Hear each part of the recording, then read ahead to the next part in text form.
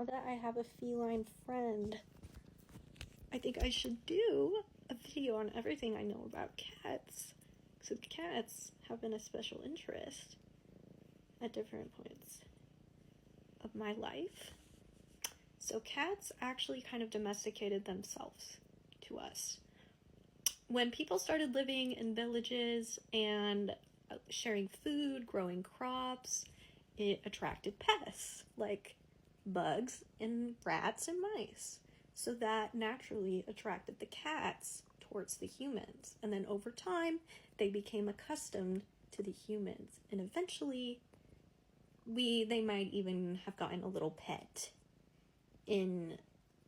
for the pest control. So,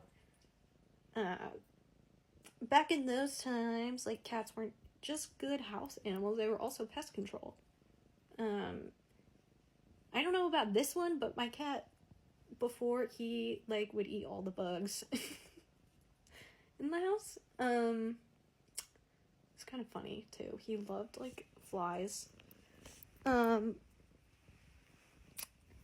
else was I gonna say? Oh, but then, during the Middle Ages, some people call it the Dark Ages, because that's when the plague happened, if I remember right. But I do know that during the Middle Dark Ages, that's when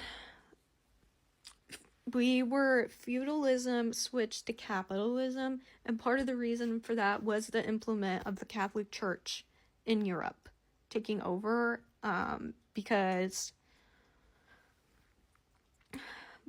but basically, like, the witch hunt wasn't even witches, it was just, like, women, basically, that, like, it reminds me of how when I read the Diary of Anne Frank a long time ago, but I still remember in the book when she was describing how, like, careful her family had to be because they could easily be ratted out. Like, they weren't even super trustful of the family that was keeping them, like, hidden in their basement because they knew that they could be used as a bargaining chip at any point. Which is exactly what was happening then. Like, mothers had their own, like, children turn them in and vice versa. Like, and there was, like, all this, like, long list of, like, what qualified as witchcraft. But also another reason I learned is because it was for property, because widows were also targeted, and that's because they owned property. And then how this relates back to cats, let me cook, is because during this time, like, a lot of women had cats in their homes, especially single women or widowed women without kids. All of those women are a threat to the church. They are breaking the mold of what a woman is supposed to do. Maybe not a widow, but I feel like when women become a widow, like, the church is weird about it. I don't know why.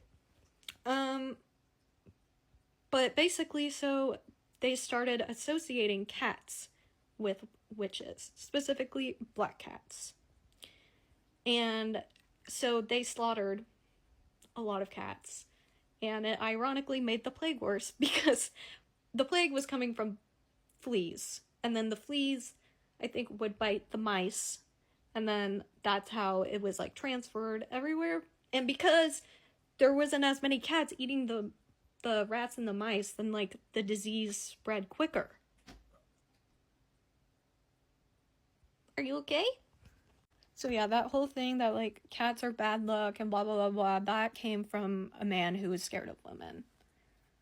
Same thing with toads, too. I learned that, too. They used to think that toads were witches. So they would slaughter them and then hang them up on their porch. Which sounds crazy, but that's, like, the shit that they did because they were like, oh, this will ward off any witches or, like, evil spirits.